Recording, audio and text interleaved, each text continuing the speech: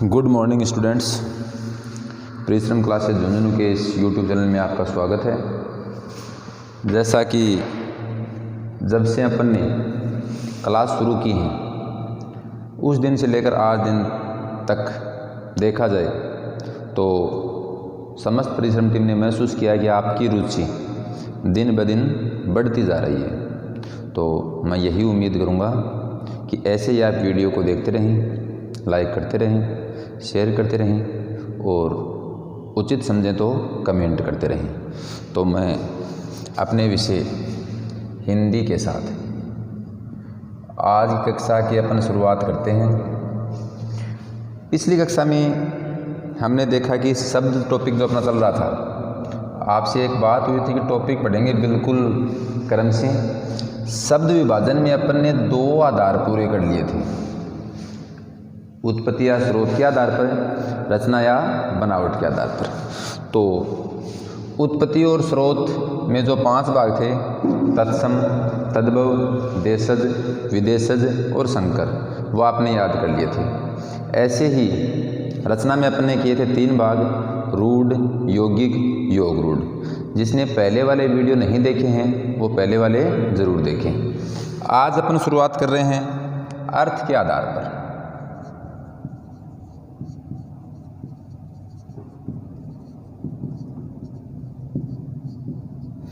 अर्थ के आधार पर शब्द विभाजन।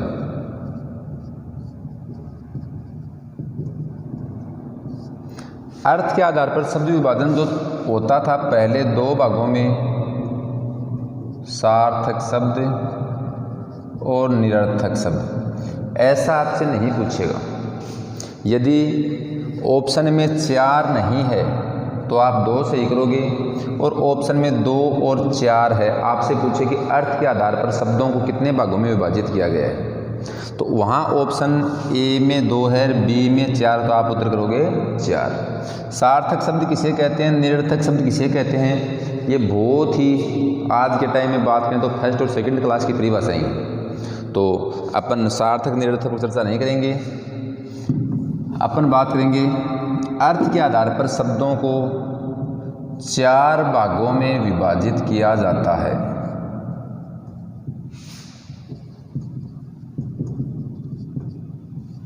पूछे कितने भागों में विभाजित किया जाता है तो आप बताओगे 4 भागों में, जिसमें पहला है एकार्थी शब्द। चाहे एकार्थी आए और चाहे एकार्थक आए, एक ही बात है। दूसरा अनेकार्थी शब्द। तीसरा समानार्थी शब्द जो पर्यायवाची शब्द होते हैं, और चौथा विपरीतार्थी शब्द जो विलोम शब्द होते हैं। अब मैं आपके याद दिलाऊं तो किसी भी परीक्षा में इन तीनों के एक क्वेश्चन पक्के आते हैं। एक शब्द आपको अनेकार्थी शब्दों में पूछेगा, एक शब्द आपको समानार्थी में पूछेगा, और एक शब्द प्रश्न आपको विपरीतार्थी में पूछेगा। विपरीतार्थी यानी विलोम शब्दों का जो क्वेश्चन है वो थोड़ा सा अलग ढंग का पूछना शुरू कर दिया, और अच्छी बात है, ऐसा पूछना भी चाहिए। पहली बात, अपने दिमाग में एक इमेज सेट होनी चाहिए कि यदि एग्ज़ाम में हिंदी आएगी तो वहाँ चाहे कोई भी एग्ज़ाम हो, अब कोई सेकंड ग्रेड, फर्स्ट ग्रेड, डीट की बात नहीं रही, कोई भी एग्ज़ाम हो, चाहे वो 10th पास SSC लेवल की हो, चाहे वो पटवार की हो, चाहे वो अपने अन्य हाई कोर्ट की हो, इन तीनों में से आपको एक क्वेश्चन पक्का पूछेगा। तो यही आपको क्वेश्चन तैयार करने के लिए मैं कहना चाहूँगा, अधिक से अधिक जितनी भी आपको ग्रामर की बुक मिले उसमें से आप विलोम शब्द, पर्यायवाची शब्द स्वयं पढ़ें। इसके साथ साथ अपने टॉपिक को सुचारू रखने के लिए मैं आज ही क्लास में आपको ये करवाऊँगा, लेकिन इनका विस्तृत अपन विलोम शब्द नाम से अलग ही एक वीडियो बनाएंगे, अलग ही एक टॉपिक लेंगे, उसमें 200 सवा 200 विलोम शब्द जो परीक्षा में पूछे गए हैं उनकी चर्चा करेंगे, ऐसे ही पर्यायवाची करेंगे और ऐसे ही अनेकार्थी करेंगे। लेकिन इस वीडियो से आपको यह पता चल जाएगा कि एक तारतम्यता टॉपिक की क्या होती है। तो देखो, मैं बात करूं एकार्थी शब्द या एकार्थक शब्द, एक अर्थ अर्थात जहां शब्द का एक ही अर्थ निकले, प्रयुक्त शब्द का एक ही अर्थ निकले, एकार्थी शब्द कहते हैं।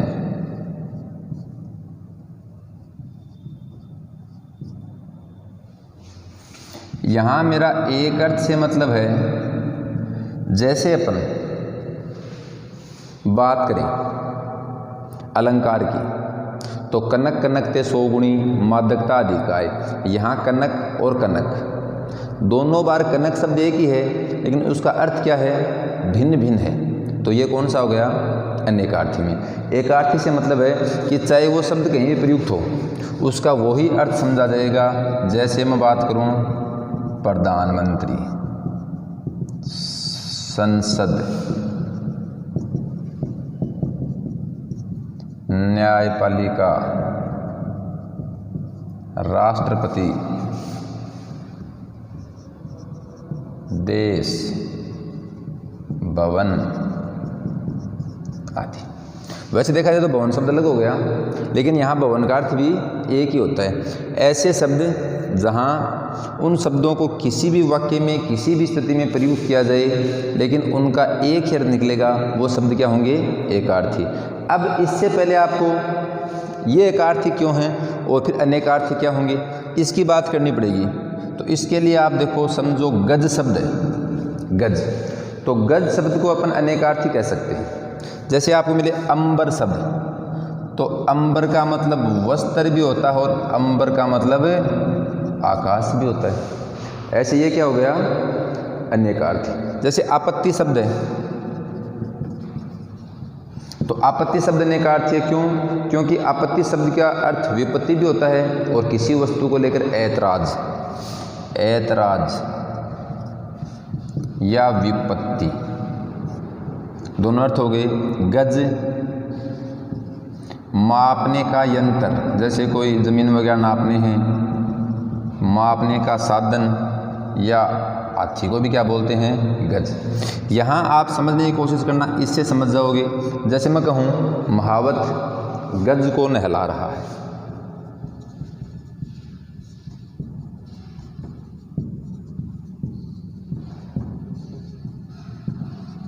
और मैं कहूँ वह गज से जमीन मापता है। अब देखो, यहाँ भी गज ही है और यहाँ भी गज ही है, लेकिन इस वाक्य के अनुसार इस गज का अर्थ अलग है और इस गज का अर्थ अलग है। ऐसे बात की जाए सेंधव, तो सेंधव शब्द भी क्या है, अनेकार्थक। ये जो अनेकार्थक शब्द हैं, इनमें मैं फिर अपनी व्याकरण की दृष्टि से ये कहना चाहूँगा कि कोई फिक्स तो है नहीं कि आप 2, 5, 7, 10 रट लो और आपका काम चल जाएगा। जितने आप पढ़ोगे उतने ही कम हैं। इसके लिए आपको रटना नहीं है, बार बार शब्दों की रीडिंग लगानी है। तो अपन बात करें एकार्थिक शब्दों की, एकार्थी शब्दों की, इससे कभी भी क्वेश्चन नहीं पूछा गया। पूछा जाता है अनेकार्थी, समानार्थी या विपरीतार्थी से, जो पूछा ही नहीं जाता है, पक्का पूछा जाता है। तो प्रयुक्त शब्द यानी कोई भी शब्द जहाँ एक शब्द का एक ही अर्थ निकले, अर्थात उसका अन्य अर्थ अपन नहीं ले सकें, वो कौन सा होगा, एकार्थी अलंकार, एकार्थी शब्द। श्लेष अलंकार की बात किस में आता है, अनेकार्थी में। तो इसे आप नोट करो।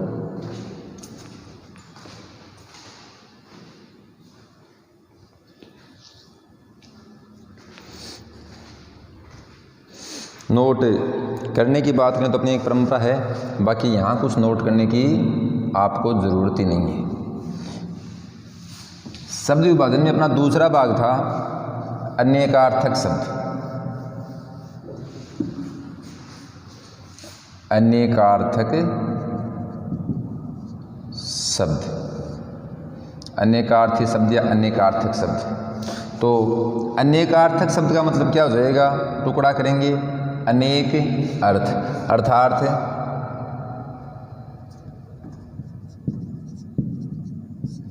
प्रयुक्त शब्द, यानी जो शब्द दिया गया है कि जहां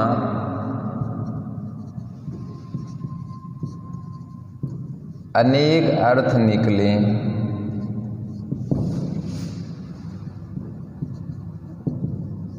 अनेकार्थक शब्द कहते हैं या कहलाते हैं। अब आप समझ गए होंगे, जैसे आपको उदाहरण बताया था गज, अंबर। दूसरे उदाहरणों की बात करें तो आत्मा, ऐसे ही बहुत अच्छा शब्द है, बार बार पूछा गया है कर शब्द, कर। दूसरे और कोई शब्द पूछे तो काल। ऐसे बहुत से शब्द आप देख सकते हो, जैसे गना, चारा। अब चारा शब्द की बात करें तो यहाँ आपको कोई रटाएगा नहीं, कोई ख़ास समझाएगा नहीं, खुद का दिमाग काम करेगा। चारा, एक तो मेरे पास कोई चारा नहीं है, क्या हो गया उपाय। एक गाय को चारा डाल दो तो क्या हो गया, जानवरों के खाने के लिए जो प्रयुक्त होता है वो क्या हो गया, चारा।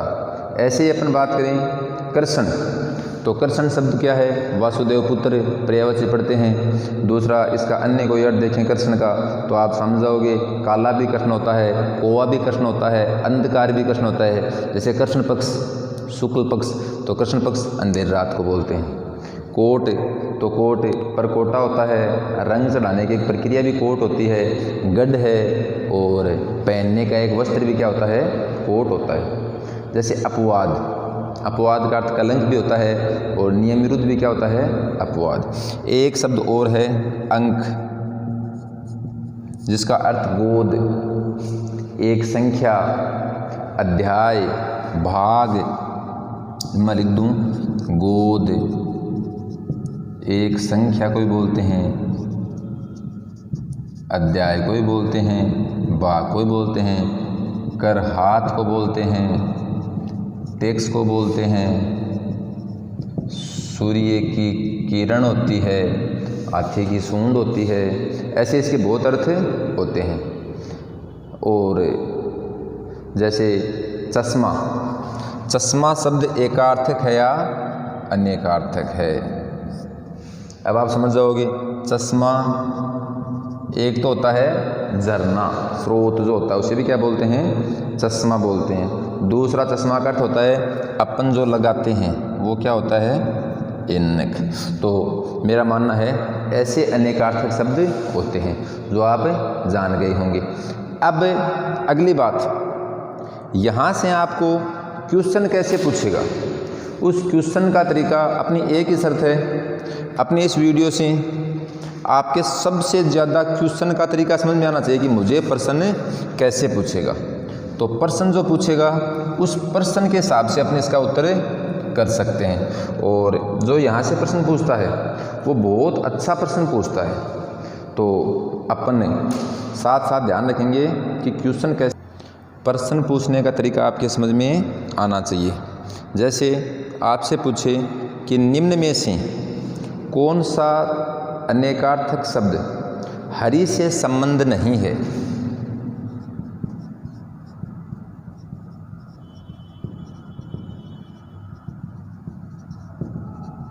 हरि से संबंध का मतलब है कि किस शब्द का अर्थ हरि नहीं है।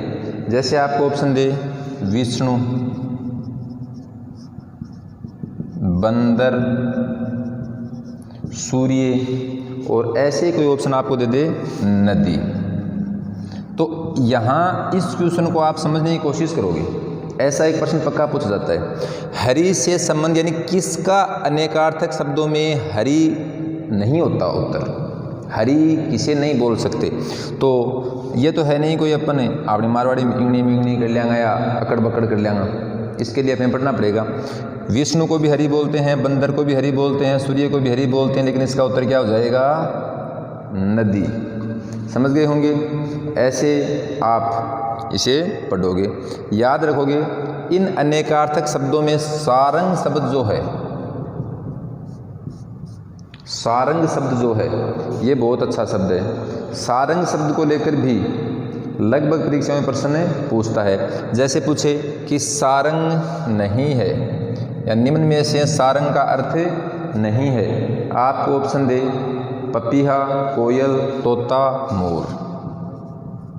पपीहा, कोयल, तोता, मोर, इस सारंग के 16 अर्थ होते हैं।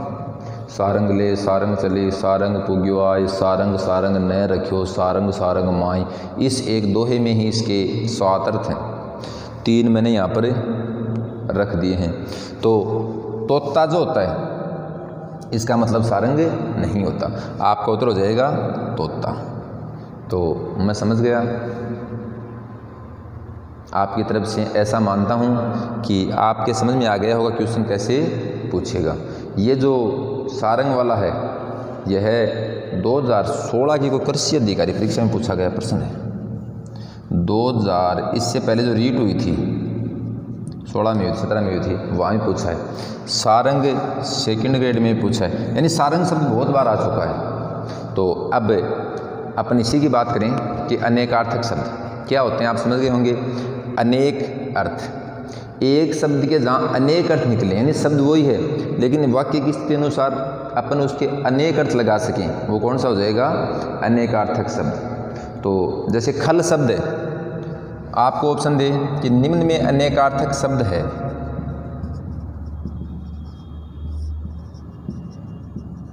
पहला ऑप्शन दे राम, दूसरा ऑप्शन दे खल, तीसरा ऑप्शन दे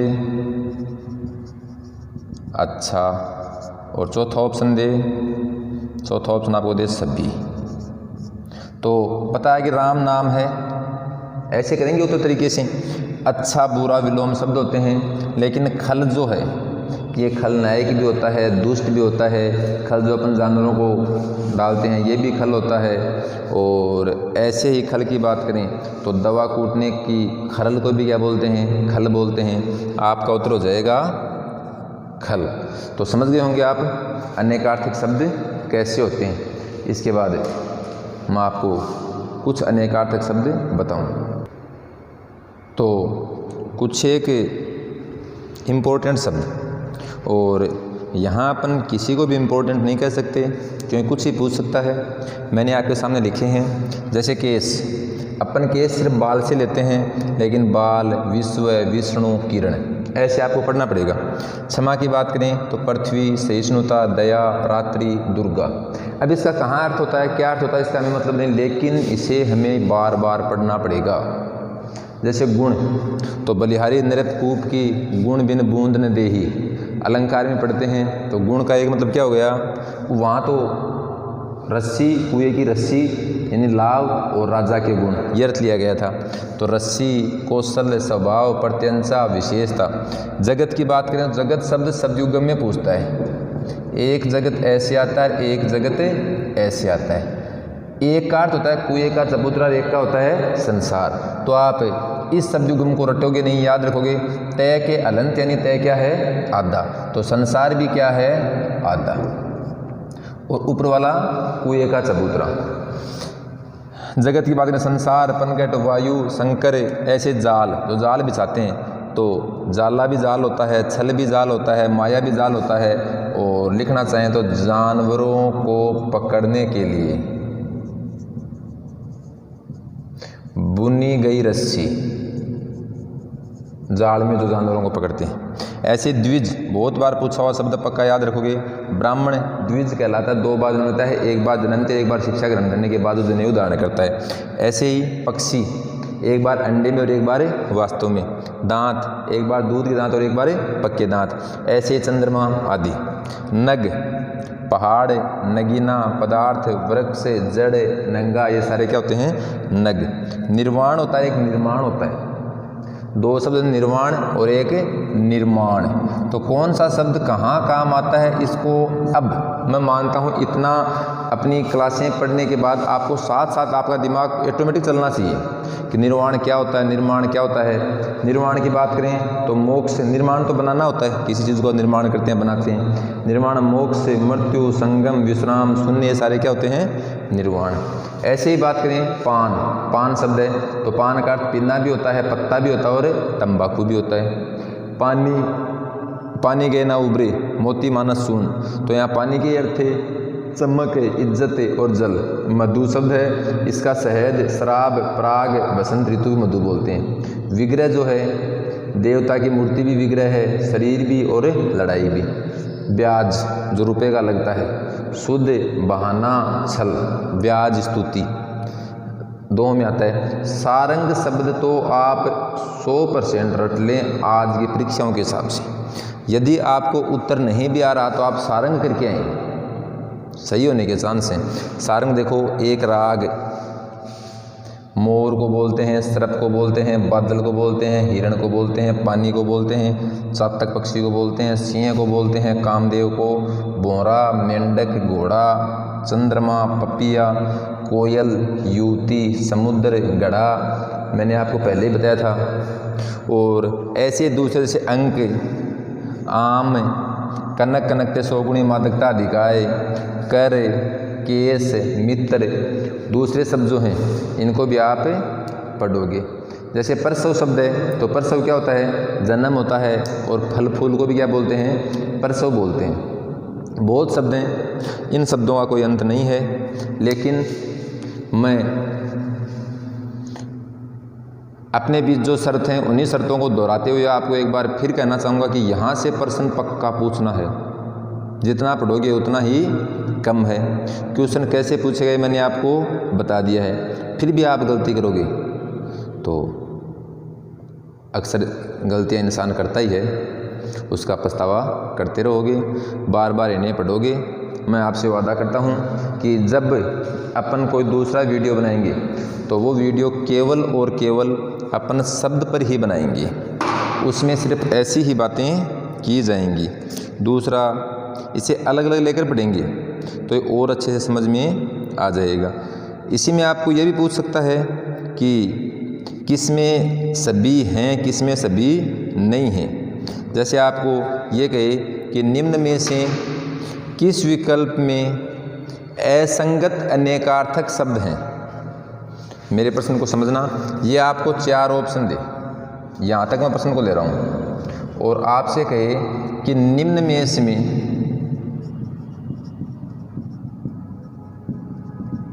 असंगत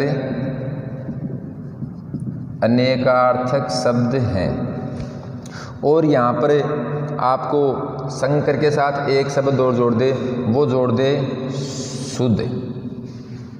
तो बहुत ही हार्ड और बहुत ही लेवल का प्रश्न हो गया, लेकिन हमें प्रश्न के लेवल पर नहीं जाना है। मैं पहले दिन से आपको ये समझा रहा हूँ, क्वेश्चन कैसे पूछेगा एग्जामिनर की चिंता है, हमें उत्तर कैसे देना है ये अपनी चिंता है। बहुत अच्छा प्रश्न है, पूछा है निम्न में से असंगत यानी एक उसमें भिन्न है, अनेकार्थक शब्द है। अनेकार्थक शब्द तो हैं, इसका मतलब केस के सारे अनेकार्थक होने चाहिए, क्षमा के सारे अनेकार्थक होने चाहिए, गुण के भी सारे होने चाहिए, और जगत के भी सारे होने चाहिए। एक में से अब देख लो, आपके पास कम से कम 20 अनेकार्थक शब्द हैं। 1 2 3 4 5 6 7 8 9 10 11 12 13 14 15 16 17 18 19 20, जितने भी हो गए 19 20 हो गए। इनमें से एक शब्द अलग है। अब मैं ऐसे कैसे कह दूं कि आप एक शब्द के 2 याद कर लो या 3 याद कर लो, इस स्थिति में आ जाओ तो वहाँ अपने आप को कोसोगे, साथ अपनी किस्मत को कोसोगे। काश आप हमारे होते, ये नहीं, काश हम पढ़ लिए होते। तो आपको पता है कि ये शुद्ध क्या होता है, ब्याज होता है, इससे जगत का कोई अर्थ नहीं है। आपका उत्तर हो जाएगा डी, जगत। आगे बात समझिए। या फिर आपको एक ही जगह के 3 शब्द दे सकता है, जैसे आपको ऑप्शन दे ब्राह्मण, पक्षी, दांत, और एक दे दे चमक। इस प्रश्न को सुनना, आपसे पूछे कि असंगत अनेकार्थक शब्द है, यानी तीन तो एक के ही हैं और एक क्या हो गया, अलग हो गया, आप तुरंत देख लोगे ब्राह्मण, पक्षी, दांत ये सारे द्विज के होते हैं, लेकिन उत्तर क्या रह गया, सम्मक। तो उत्तर क्या आ जाएगा आपका, सम्मक। ऐसे हर टॉपिक की अपन बात करें तो उसके 4-5 टाइप के क्वेश्चन होते हैं, और सबसे पहले क्वेश्चन कैसे पूछता है ये हमें पता होना चाहिए। आप 1000 बार रीडिंग लगा लो कि पानी, चमक, इज्जत, जलर, विग्रह का ये रिस्का, ये रिस्का, ये रिस्का, ये, लेकिन परीक्षा में ऐसी रीडिंग से सफलता आपको नहीं मिलेगी। तो साथियों, मैं आपसे पुनः कहना चाहूँगा कि मैंने जो आपको एक छोटे से वीडियो के माध्यम से जो समझाने का प्रयास किया है, मेरी भावनाओं को मद्देनजर रखते हुए अपने भविष्य को ध्यान में रखकर उसे ज़रूर समझें और बार बार पढ़ें। बुक का कोई नाम नहीं होता कि मैं कौन सी बुक से पढूं। आप 8th की व्याकरण से पढ़ सकते हो, 12th की से पढ़ सकते हो, दूसरी गाइड है उससे पढ़ सकते हो। ये टॉपिक ऐसे हैं जिनके लिए पर्टिकुलर कोई तैयारी नहीं होती कि भाई मुझे तैयारी करनी है, हाथ धो लिया और मुंडो धो लिया और तकियो लगा लिया और पानी की बोतल के अंदर रख लेना। जब भी आप कहीं बैठे हो, बच्चा पढ़ रहा है, आपने बुक उठाकर इनको देखना शुरू कर दिया, ज़रूर आपके एक न एक दिन वो काम आएगा। आप याद करना चाहोगे, उस दिन आप 10 ही नहीं याद कर सकते, लेकिन फ्री माइंड पढ़ोगे तो आपकी आसानी से याद रह जाएंगे। बाकी आप समझदार हैं। वीडियो को लाइक करें, शेयर करें, कमेंट करें। धन्यवाद।